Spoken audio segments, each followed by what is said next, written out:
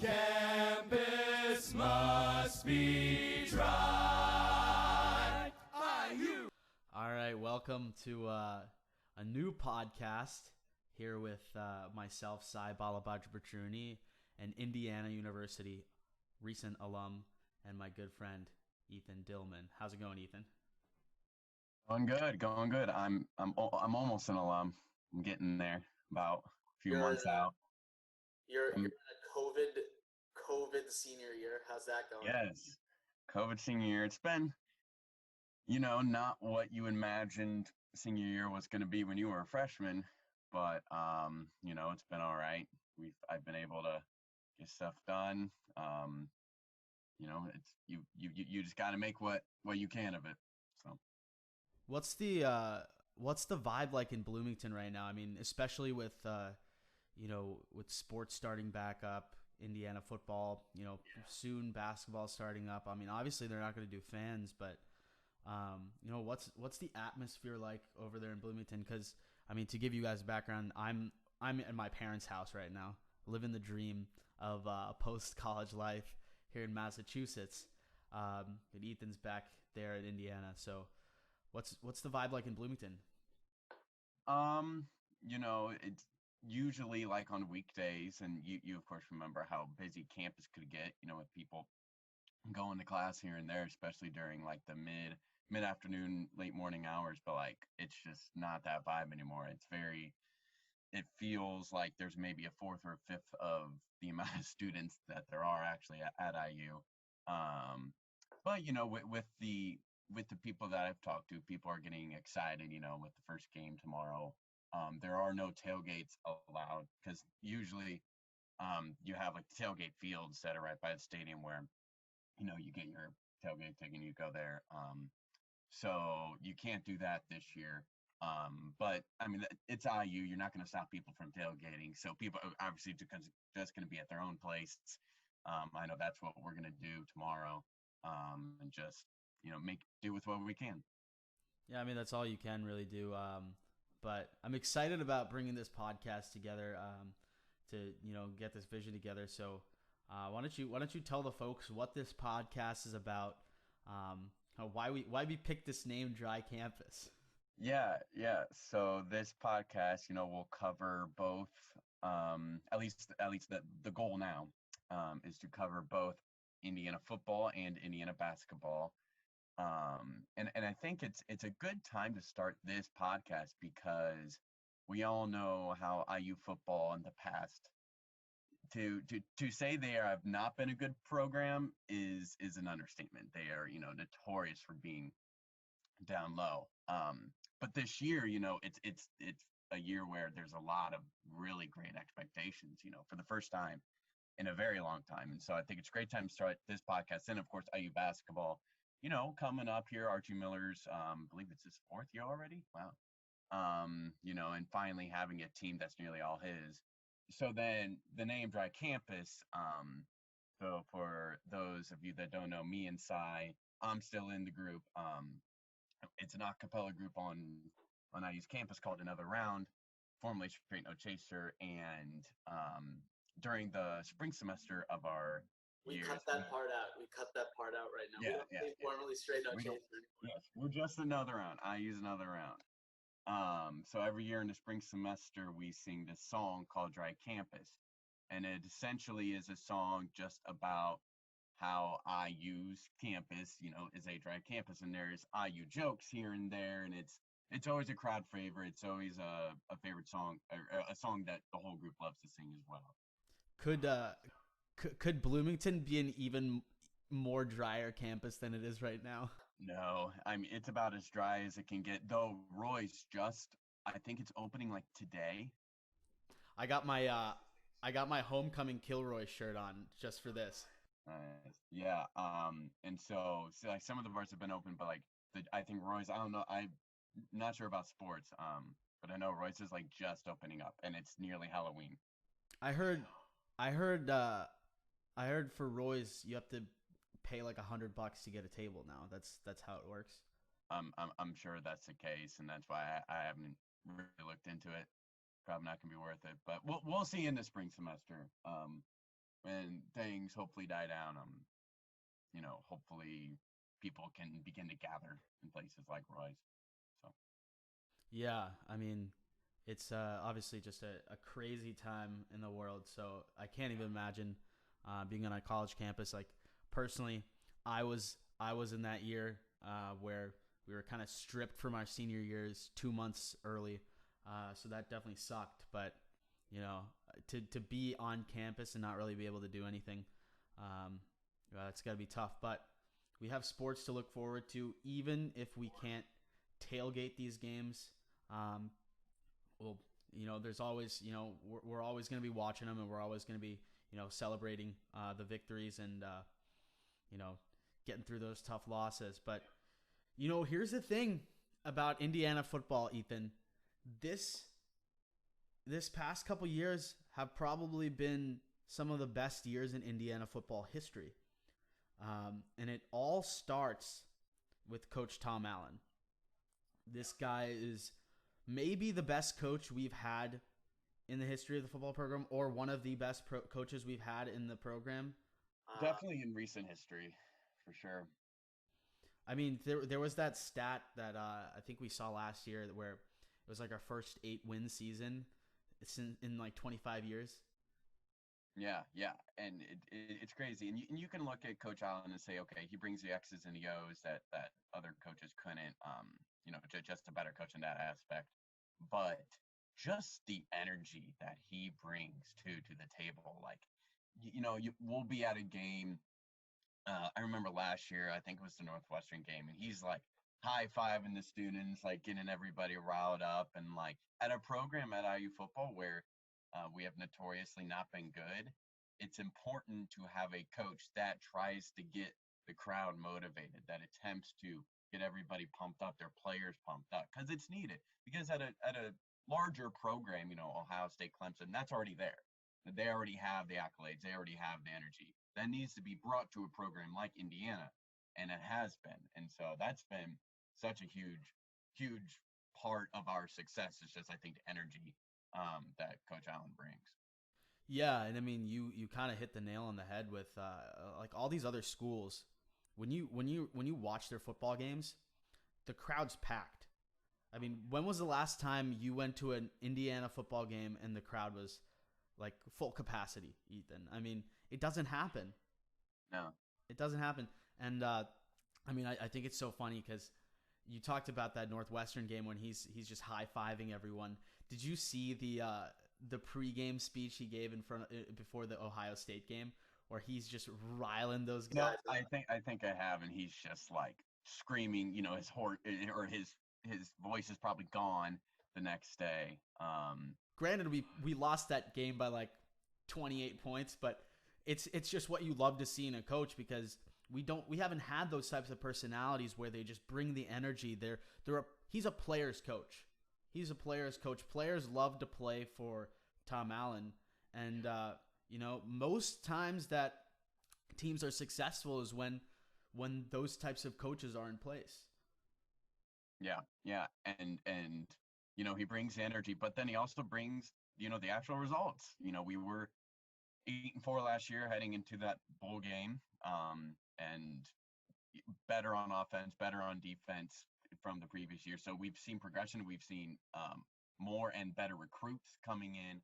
Of course, we have Penix this year, who, if he can stay healthy, can be a really good quarterback. So I'm really excited to see him. Yeah, I think I saw one of the things I was seeing when I was trying to see what's going on with the team. Penix obviously has been hurt the last 2 seasons. Obviously a couple years ago he wasn't really playing. Peyton Ramsey was the starting quarterback, but last year he showed flashes of brilliance through like 5 games. I remember that the Michigan State game when he completed 20 passes in a row or something like that. I mean, yeah, and we ended up losing that game, but it was so close, and that was like the first time, at least for me, when I realized that this dude is he can become on a whole other level. If he can stay healthy, that's the big question mark. There's so many guys who, from a talent level, have so much talent. If we're just talking, we're just looking at things like in the NFL, like Robert Griffin III. You remember how much talent that guy had? Injuries plagued him his whole career.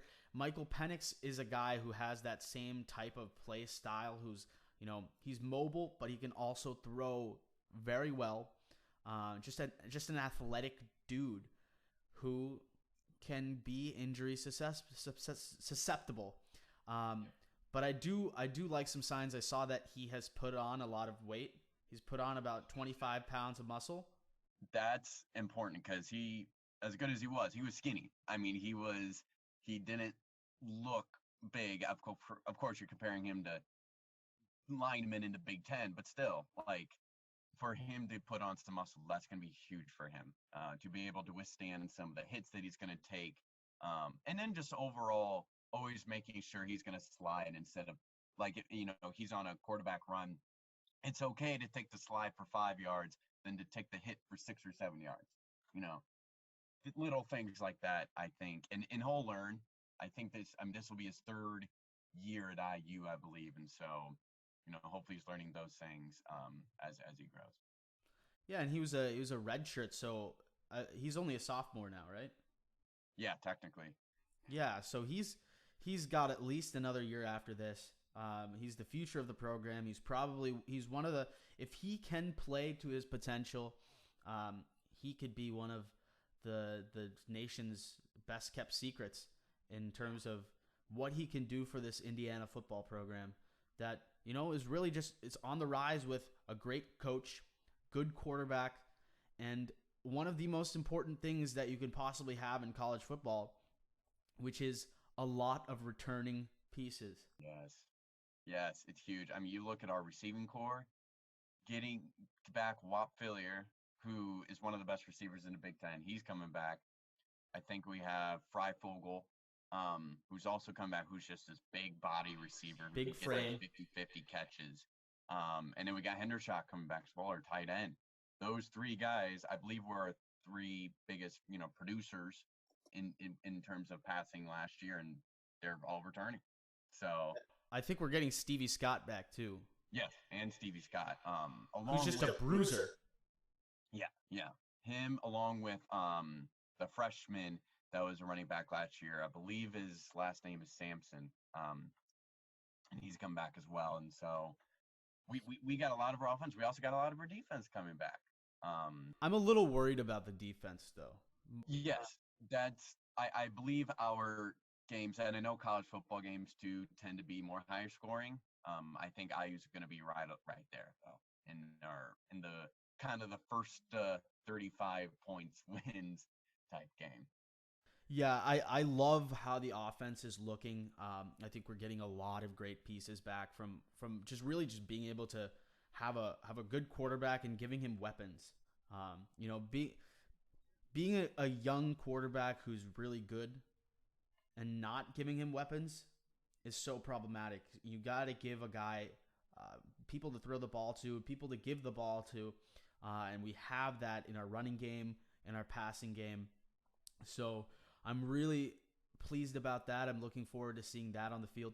But the defense, there are some concerns, Ethan.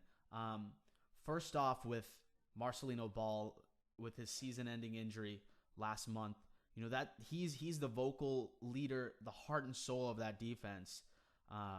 To see him go really leaves that linebacker core, but also the entire defense kind of waiting for a new voice and some players who can ball. But you hope that somebody else is going to step up, right? You got Mullen, who is a freshman last year, a corner. I mean, he was arguably one of the best freshmen in the nation at corner. So he's coming back. Somebody like him could really take a step up in that leadership role. Also, Micah Mcfadden, the linebacker, number 47. I believe he's a junior. I'm actually looking. Yes, he is a junior. And so I always think it's important for a defensive leader. I think it's always great for them to be a linebacker because they're just kind of that in between core part of the defense. And so if we can have a couple of linebackers, really step up and take that leadership role, because Ball being hurt, that's a very big blow, and so other guys can have to step up. No, absolutely. And, at the end of the day, we're going to be in a lot of high scoring games. And, I with having that experience at linebacker, having those talented young corners in the secondary, I think, the freshman you mentioned in the secondary, the corner, he's Mullen. Yeah, he's supposed to be really good. He kind of just took that job last year when really earned that role. Yeah. And that's really great to see when you're dealing with a freshman. As far as the passing game is concerned, it is what it is. Teams are going to get theirs. It's a high scoring game. College football is going to be high scoring. But I think that secondary and that linebacker core can, really make a difference on crucial plays here and there. What I'm concerned about is we let the sixth most amount of rushing yards last year. So I want to see that defensive line, really just get motivated to play this year and try to attack and stop that run. And that's been our weak point. We have talented players in secondary. Mike Mcfadden and Cam Jones and linebacker, but D line, I think it definitely needs to step up, because getting that push against an offensive line is massive. Getting to the quarterback so he has less time to make the decision, to make the throw. Having a great D line will improve your defense exponentially. It's very important. Yeah, I think that's the big goal of the point of improvement of where they want to get better at. But it's only up. The way I see things for this team, things are only going to go upwards. We've been getting the best recruits that we could be getting in the past few years than in recent program history. More guys have been able to declare for the NFL draft after they finished their time at Indiana than really ever before. So there are a lot of positives to take from this, and even if this season might not go as we would like it to go, because it's a shortened schedule. There's only 8 games. We're not playing a couple of those non-conference freebie type of wins against the Ball States and the Florida Internationals of the world. They're all Big Ten opponents, and in the Big Ten East, it's really tough. So I want to talk about the Indiana Penn State game, but I kind of want to, I thought it'd be fun for both of us to kind of go through the schedule here and see if we can kind of predict this team's record at the end of the year. Where this team can go this year. Yeah. I know we can start with the first game here with Penn State. Obviously, you want to have high hopes, but it's going to be a tough game for sure. Yeah, here's the thing. If it was any other year and more importantly, if we were playing Penn State in the middle of the season, and if it was a normal year, I'd say we have a really good shot. And I think we can play this Penn State team tough. I think matchup-wise, we can definitely match up with them because we have an offense that can score points, primarily. I think with the pandemic, with a delayed start to the season, teams are going to be a little sloppy without non-conference games to kind of get them ready for those big conference games. And just to go off that, we've seen even week 1, the NFL was pretty sloppy, and those are professional Those are professional football players. These are college. It's week 6 of the NFL, and the Jets are still sloppy. Yes, well, that's the Jets. That's a whole other podcast we can go on. But I think it'll go both ways. If we're talking about IU Penn State, I guess what worries me is, Penn State does have the better recruits. They have the bigger bodies. They're going to have more depth. And so whenever it's a game like that against a top 10 opponent at Penn State or Ohio State or Michigan, the team like an IU, like IU can have is IU cannot make many mistakes. Penn State can make mistakes here and there, be fine. IU, I mean, a couple mistakes here and there, but that's all you're going to be allowed. And so it's going to be very important for this team to come out of the gate, ready and just precise and accurate and ready to ball. Exactly. Yeah, I couldn't agree with you more. It's just one of those things that I see. I think we lose this weekend just because it's the first game of the season of a weird year, and Penn State just has that big game experience of really being able to play their best when they need to play their best. And I think for Indiana to win those types of games that we've always lost in the past, that we've always come close but lost in that last possession type of game with the Penn States, the Michigan States, the Michigans. I don't know if this is the year where we make that extra step because it's a weird year. Not against Penn State. I have my predictions, and we'll get to them as we go on here. But I have one of those types of wins for it. Yeah. Yeah. I think we beat Rutgers. I don't think Rutgers is going to be great this year. I think Rutgers is a team, they'll be good in I think 3 years. The issue with them, they're in the Big Ten East, so they just got to go up against the big dogs every year: Ohio State, Penn State, Michigan. But they're getting some recruits, and they got their football coach. I know was actually a former coach at Rutgers. When he was there, they had won 9 games 1 year. So that's a team you just give them time. But this year, no, they could go winless this year. That's a real possibility. Winless, yeah, I could definitely see that. There's just so much. Maybe they can beat Maryland. That's the only game I could see them really winning. But yeah, it's gonna be tough for them. I think they're a lot of players aren't playing, and there's just a lack of talent on that team.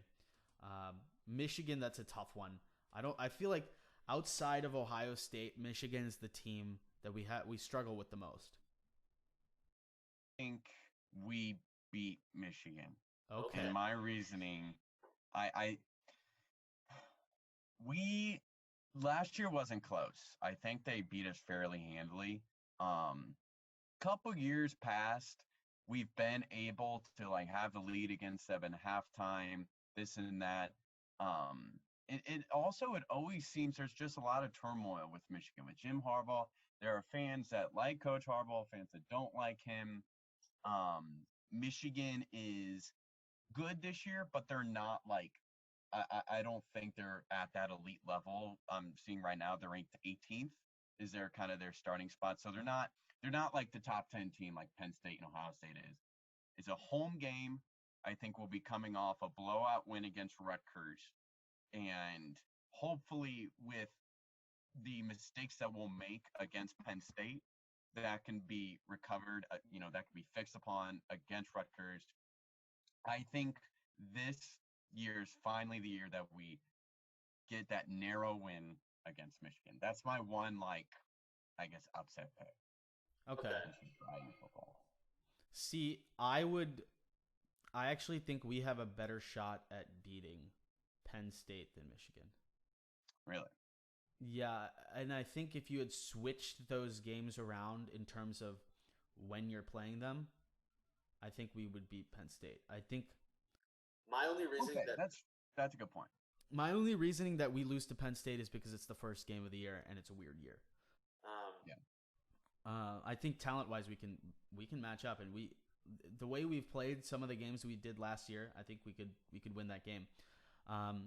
Michigan, I don't know what it is, but Coach Harbaugh has just done a great job of getting his guys ready against us.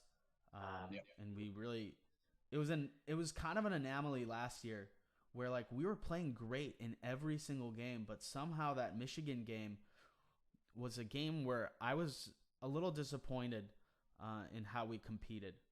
Yeah, how much did we it was at least 20 points we had lost by. I don't know the exact, but it was No, it wasn't close. I remember I was because we were home for Thanksgiving that weekend, and I think it was in a karaoke bar or something like that. I was doing my hot in here performance for everyone During the game. The game was on in the background, and I was just talking to everyone. I was like, how the hell are we losing this badly? Because we were playing so well earlier that year. Yeah, we had just taken. I think the week before may have been that Penn State game where on the road we took them down to the wire. Yeah. I don't know. I think, you made a good point about Harbaugh, because in the first years where Harbaugh was in Michigan, Indiana did play them close. I think we took them to overtime once, and so I think Harbaugh almost like learned his lesson against IU. Like, yeah, we're not, we're years from winning the Big Ten East, most likely, as long as Ohio State's there. But we were always kind of playing them close. However, in these recent years, seem to have our number. I just think maybe this is just the emotion in me, but I think this year is just finally the year where we break through. And I would make the same decision even if Penn State and Michigan were flipped. I would say we would lose to Michigan than beat Penn State. I think the way it's positioned, where we got Rutgers in there, who is a very easy team to beat, knock on wood for that. That third, it's more of a position place for me in the schedule rather than actually Michigan itself. And here's the thing. I mean, Penn State and Michigan, I don't know when Michigan plays Ohio State, but those teams are they're the type of teams that are going to look past us. They're looking forward to those matchups that they're going to have with Ohio State. And yeah, exactly. They're looking, and guess who's I'm actually just seeing this now. Week 2, Penn State plays Ohio State. You can't tell me that they're not going to be looking forward to that Ohio State game. Exactly. And Michigan plays. So that both of them are going to have opponents to look forward to after they play us. When does Michigan play Ohio State? Not until the end of the season. But they play Wisconsin the week after us, who's a quality team. So okay. Yeah, I think that the Michigan game is going to be, in my opinion, tough, but I think we get a win on the road against Michigan State. Yep. They're in a transition right now. I think that should be a win where we win by, at least 10 points. I would like to go in there and not really worry about that game too much. It will be on the road, though the road games are going to be different this year. So I think the goal is for us to kind of position ourselves at that 4th spot in the Big Ten East, ahead of Michigan State and right behind Penn State and Michigan, and kind of be able try and slowly be able to get into that category of those 3 teams and be a perennial contender to Ohio State. The problem is Ohio State is so good and probably going to kill us again.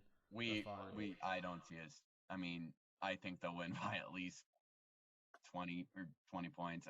I think they're going to beat everybody by, maybe Penn State can give them a game, but they are the best team in the Big Ten. They'll be contending for the national championship. Like, they've separated themselves in the Big Ten. Even with teams like Penn State and Michigan, they've been able to just get into that elite category with Clemson and Alabama and all of them.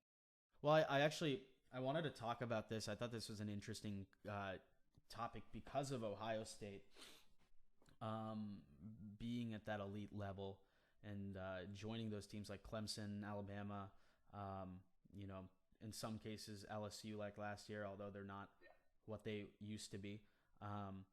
But really joining Clemson and Alabama and Oklahoma, the Oklahomas, that upper echelon college football playoff world. But I was watching. You and I both like to watch Cowherd. Colin Cowherd. He's an interesting guy on Fox Sports. Got a lot of fun takes and does things differently. But he had a college football analyst, expert on there, Joel Klatt, who you and I both know is very knowledgeable about college football. But he was bringing up the point that I kind of wanted to bring to you, that the college football playoffs have been ruining college football. And let me tell you Why? And I kind of see his point, and I kind of agree with him in a way that I mean, you only have 4 teams. That is a completely separate conversation that is up for debate. But over the last 6 years, I think they've had the playoffs for about 6 or 7 years. So that's 4 teams each year, about 24 teams. Like out of those 24 teams, like 18 of them have been Clemson, Alabama, Ohio State, and Oklahoma. Some crazy stat like that, which really begs to kind of because of that, all the best high school recruits in the nation are going to those schools, which really gives nobody else a chance in hell. It creates this inequality, within college football, and you'll have your LSUs here and there. You'll have I think Michigan State made it one year. But like this year, I'd be, shocked if anybody else other than Ohio State makes it. Maybe Penn State if things like really fall their way. But I think, and the issue, and you hit the nail on the head there, was it comes down to recruiting, because these recruits that are the 5-star recruits, obviously, and if I were a 5-star recruit and Clemson recruited me, I would highly consider going there. Same thing with Ohio State and Alabama. And that's what separates kind of like the good coaches from the great coaches. A good coach can coach a good football team. A great coach will make sure he always has some 5-star recruits, and that's what Nick Saban's been able to do. That's what Dabo Sweeney has been able to do at Clemson. And so what's almost sad, I guess, is that I don't know if I see a remedy. I don't know if I see a solution. Maybe you expand the playoff, but that doesn't necessarily end the solution or create the solution of getting rid of this inequality within college football. I think, well, I'm pro expanding it to 8 teams. I think it might not exactly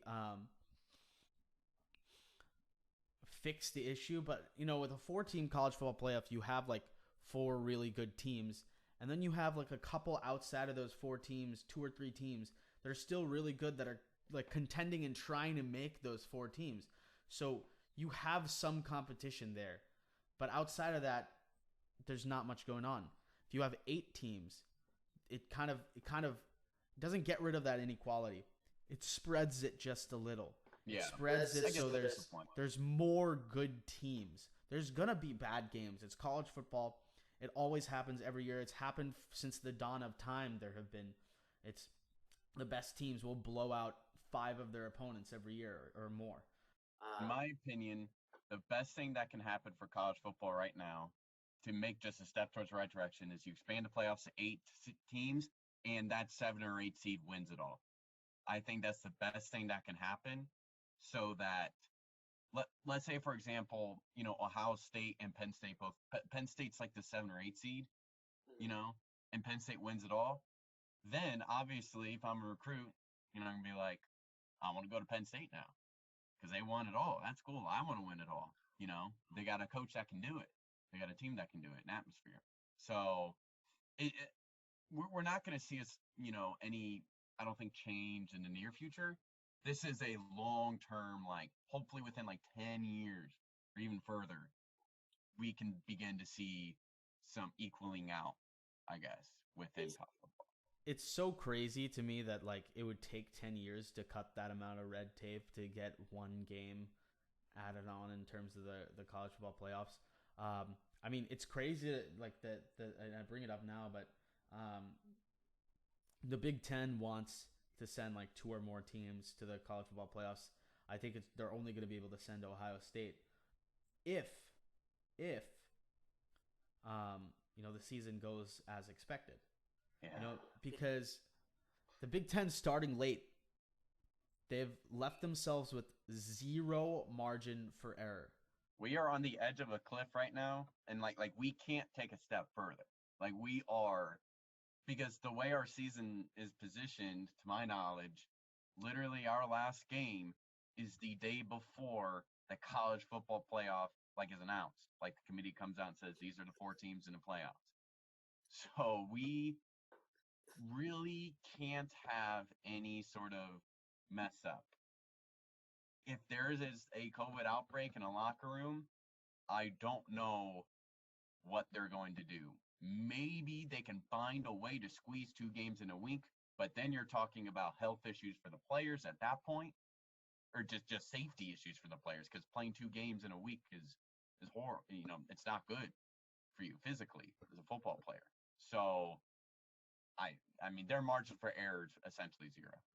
No, exactly, and they've actually came out and said that if COVID cases arise in a locker room or something like that, that game is canceled, no play, and it's not going to count towards anything, and that could screw things up even more when you have, maybe a team that plays 7 games and another team that plays 6 games, and it's just you don't have a body of work to really work with to say, okay, this team deserves to be in the college football playoffs, which is sad because now what if a couple teams Ohio State plays gets COVID, and now they only play like 5 or 6 games.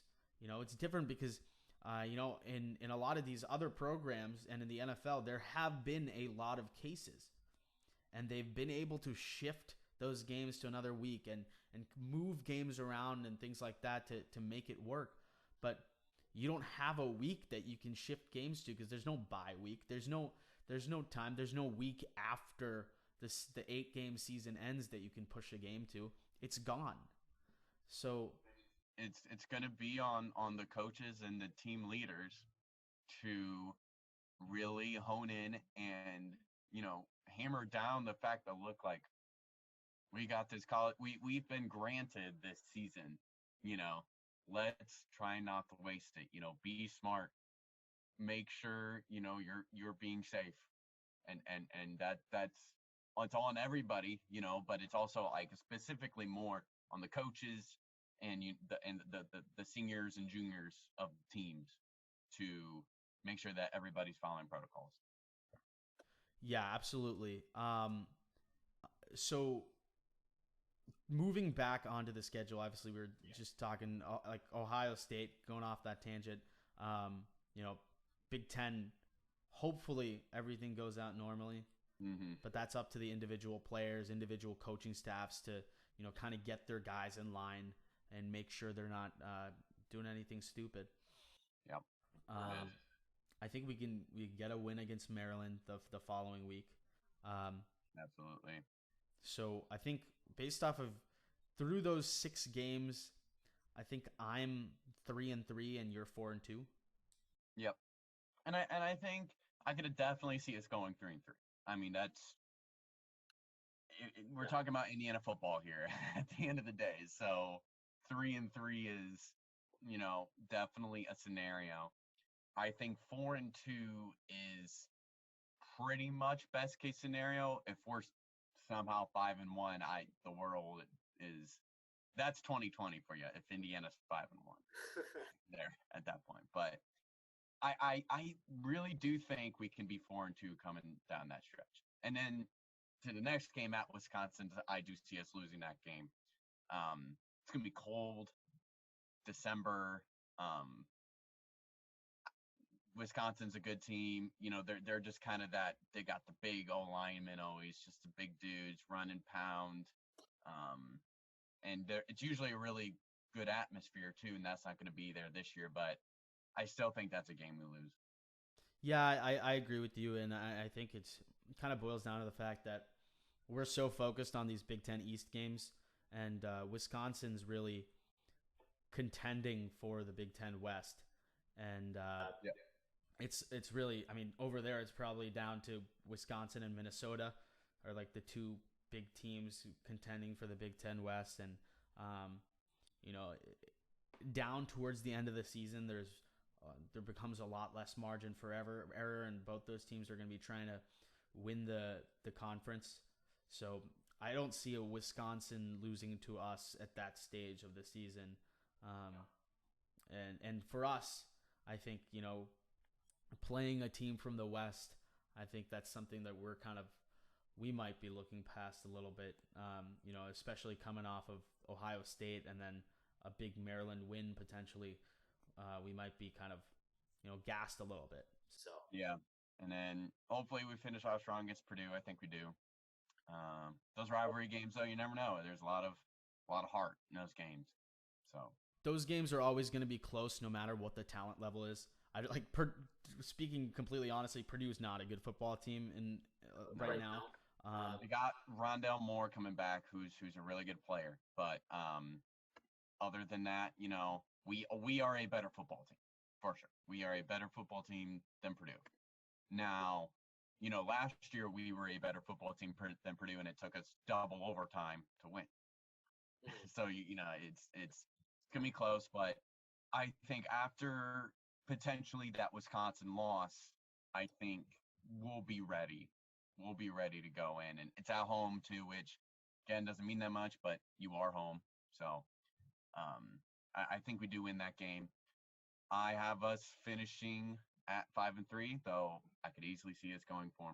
I think that if there were a over under on our wins, I think 4.5 would be perfect, like a perfect betting thing. Yeah, and I think 4 games is kind of right on with how we've done in previous years in terms of just kind of winning the games we're supposed to win and losing the games that we're supposed to lose. It's those games in the middle that are we can compete, but we haven't been able to win. Those games are key for us this year against Michigan and Penn State. Those 2 games to me are the biggest games on our schedule. So coming into this weekend, it's a massive game to start off the season. But you made a really good point, Ethan, about how when we're going for that Old Oaken bucket, we're in Bloomington, but it really makes no difference this year. In both football and basketball throughout our seasons, no fans. And for IU football, that could be a good thing. For IU basketball, could be a struggle for us. Yeah, because, in terms of football, our 2 big away games, I'm looking at it right now, Ohio State, Wisconsin. I mean, our chances of beating, let's go with Wisconsin because we're not beating Ohio State. Most likely, unless I'm asked. But Wisconsin, our chances of winning maybe improve 5%, 5-10%, Now for college basketball, our chances of winning, at home have decreased because of our, usually really animated atmosphere and really loud atmosphere. So that's gonna be a struggle, for sure. Yeah, I mean, when we go out on the road and play, I mean, obviously we're not playing Penn State on the road this year, but when we play teams like Penn State and Michigan on the road, and they have those environments where it's just a packed crowd, and those Penn State fans, those Nittany Lion fans are crazy. Just like the complete whiteout audience that's just going wild. It's a tough place to play. A lot of these places are tough places to play. And from a home perspective, we've never been really helped out by a crowd a ton in football. Those crowds aren't at capacity ever. There's a lot of empty space. And we're really, because the program hasn't been good for a long time. And I think exactly. I think that'll start to pick up once people start to take notice of Tom Allen and the great work he's been doing. But for IU basketball, man, Assembly Hall's a different environment that it's going to be missing, and that's going to be tough for those guys to play with an empty Assembly Hall. Yeah, and you try and look at the bright sides, well, now we don't have to go to Mackey Arena, Purdue with that environment, or Michigan State with that environment, but we win most of our home games because of our crowd. Our crowd really gets into it. Michigan State this past year, I don't know if we win that game on a neutral site, on a neutral court. Exactly, and it's one of those things where last year our team was good enough to every game was really interesting. You know what I mean? The Big Ten games, whether it was home or on the road, they made it interesting. They were close games, a couple possessions at the end determined it. And the difference is when we're at home and we have that crowd riding everyone on, we win those little possessional battles. And I mean, we were at the Iowa game last year, and it wasn't even full capacity Assembly Hall. Like, there were a lot of empty seats in Assembly Hall that day. We had behind the basket seats. It was like a Wednesday night or something like that. Yeah, it was a weeknight. I remember that. It was a weeknight, and still though, it's like Devontae Green hits like three or four straight threes on back-to-back possessions, and the crowd just goes nuts. And it's hard for Iowa to get back in the game at that point. When they never did. It looked like Arthur played the game of his life, but just like couldn't do anything. And that's why, like, man, it can get so loud. It can just get deafening at times in there. But that's a challenge for this team. And I do like, in terms of IU basketball, we're becoming a more experienced team, which is good. I think, we got Al, who's a senior. Got Race Thompson, is he junior? Senior. I think forget. he might be a junior. I think he's a junior. Finney is a junior. He's stepping up into that leadership role now. Trace has a year of experience. And so I think we're becoming a more of an experienced team, which will help in this year. Yeah, and I mean, to kind of build off of that and experience. I mean, Archie Miller now has his own team, own recruits in. He's not dealing with those Tom Crean recruits anymore, which kind of might have, made things more difficult for him in how to incorporate his system and his style of play with these guys who are Tom Crean recruits. Because let me tell you one thing, Devontae Green jacking up 3 or 4 straight 3-point shots is probably not Archie's go-to play. No. God, I mean, you could just feel Archie, like, cringing almost. But, man, if it went in, it went in. And there were times when you just had to let him shoot, which was hard to allow because there were times when he would, turn the ball over unnecessarily. But, I'm happy I saw him when I'm happy I was able to see him, when he was playing. Like, he was electric for sure. He wasn't always great. The fans hated him at times, but he was electric. He was a showstopper. He would bring down the house on certain nights, and you'd say, does Devontae Green deserve to be a first round draft pick in the NBA? and then you have nights where what was that? I said I would consider that at times. It was like, hey, he could play in the NBA. Yeah, and then there'd be other nights where he should not be on the floor at all. Yep. I think he's playing overseas, or he's playing somewhere overseas. I think I saw that as well. Good for him. I mean, I wish nothing but the best for him. I loved watching him play over the last few years. I definitely, the turnovers would piss me off all the time, but he was definitely a fun guy to watch play basketball. Yeah. But we'll have a lot more to talk about IUBB when it comes in about a month or so, when the first tip off happens. But kind of just to close out this podcast a little bit. Let's start getting into this game upcoming this weekend. I mean, this is a big one with Penn State. What are some of the matchups you see and the keys to the game? Yeah. So, and we were saying earlier how we know what our offense can do. We need to start off strong. We could I see us getting down, by 2 touchdowns and then having the offense to come back? Yeah. But when you're playing a Penn State, team that is a top 10 team in the nation, crowd or not, you got to make sure that you pounce on them first, especially without any games before, with your first game being nearly on Halloween. We talked also earlier about just being rusty. The team, I think, that comes out that plays the least rusty will win this game, and coming out in the first quarter and really punching them in the mouth, whether that be on offense with a touchdown or defense with a 3 and out, or just, making them punt, hoping, hopefully a turnover. But whoever gets that first push, I think will have a huge advantage. So.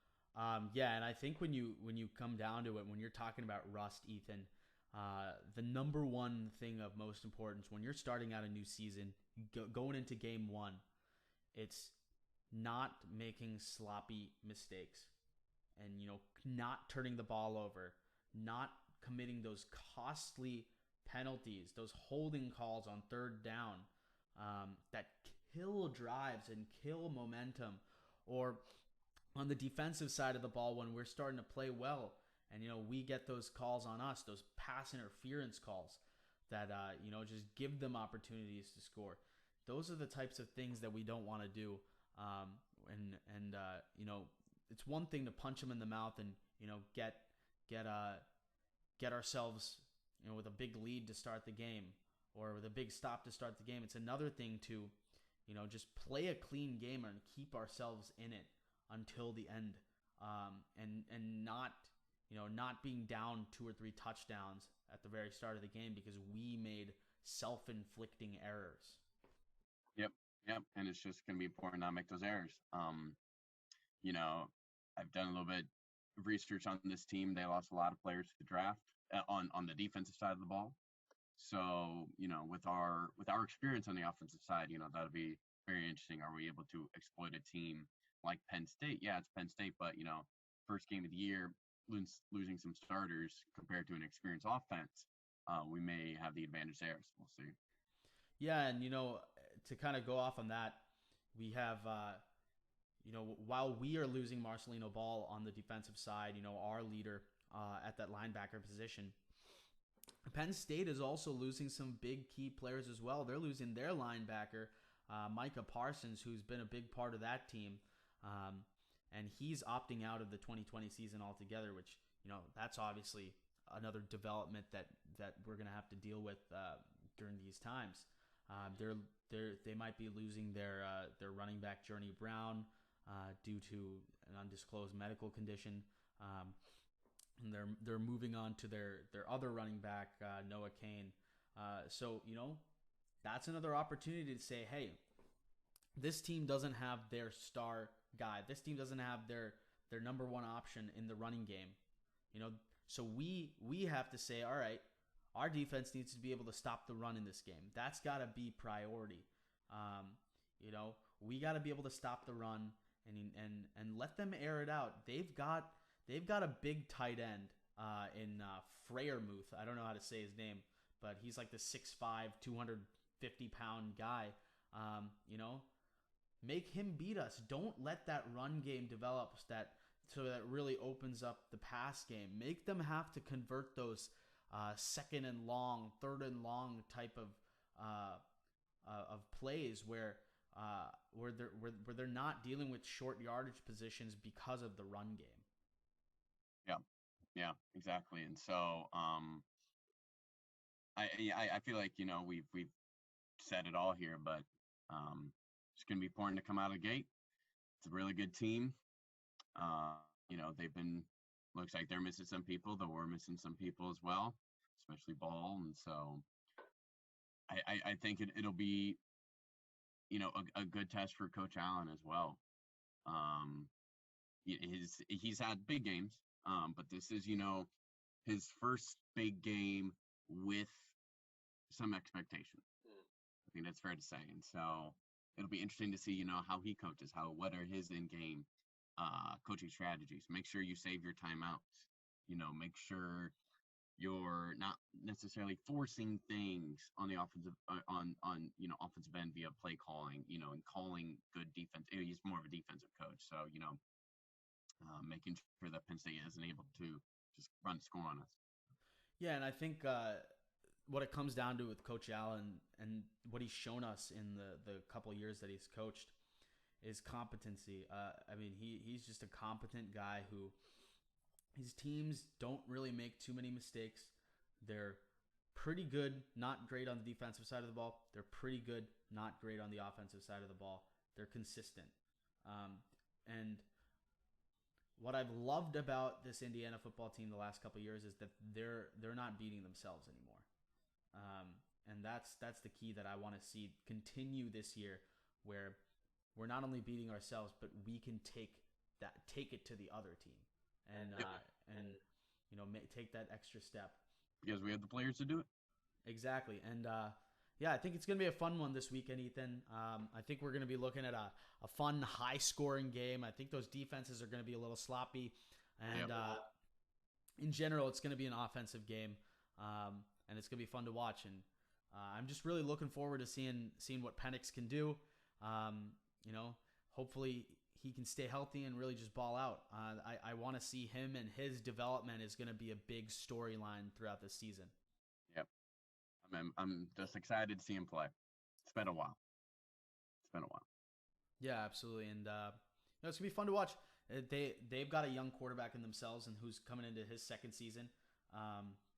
And we got ours. So that's going to be a fun little battle to see, which of these young quarterbacks, whether it's going to be Penix or Sean Clifford, who's going to win this battle. So I'm excited, and I know you're excited. Can't wait for Big Ten sports to be back. That's another thing too. I haven't really been paying attention to that much college football, just because I just love Big Ten football so much more than the other conferences. Something about it is different. Yeah, I mean, I might start getting into usually I haven't really watched a ton of other Big Ten teams play other than the Indiana games. I might just start getting into watching a lot of these games and just watching Big Ten teams play. I mean, there's a game on tonight. I don't know, I can't remember who plays, but Big Ten play starts off tonight. That'll be fun to kind of gauge what's going on in the conference, how teams come out, and then 3:30 tomorrow, we're getting ready for Indiana Penn State, and we're so glad that you guys have joined us this week, and this is a fun project for us that we're gonna love to do. Every week. The goal for us right now is sorry, I have a little bit of a cough. The goal for us right now is to, kind of preview each game every week from a college football standpoint, get a podcast in before each week to kind of recap the previous week, what, developments that are going on, and just what's happening in the world of Indiana football. And then we'll really start ramping up when IU basketball comes on. Hopefully we can do like a couple podcasts a week where we preview a bunch of these big matchups that they're gonna have. But at the end of the day, we just want to thank you guys for tuning in. We'll be back next week. If you want more of our content, so if you're getting this from the video podcast on YouTube, please subscribe and like the video, comment, give us your feedback, and also know that if you want to access this podcast via audio, we're gonna have that out on Spotify, hopefully Apple Music, Apple Podcasts. That's not definite, set in stone yet, but we're gonna try and get it out on as many streaming platforms as possible. If you want to reach us on social media, Ethan, you wanna let them know how they can do that? Yeah. So I've created let's see, a Twitter and an Instagram. Both are Dry Campus Pod. So capital D, capital C, capital P. However, I believe the @ on Twitter is at a Dry Pod. That was the what Twitter did. So follow us both there. Yeah, and you can reach that right above. We'll have those available for you. So thank you guys so much for tuning in, and we'll be back next week. Yep. Dry Campus, baby. Let's go. Let's go. Our campus must be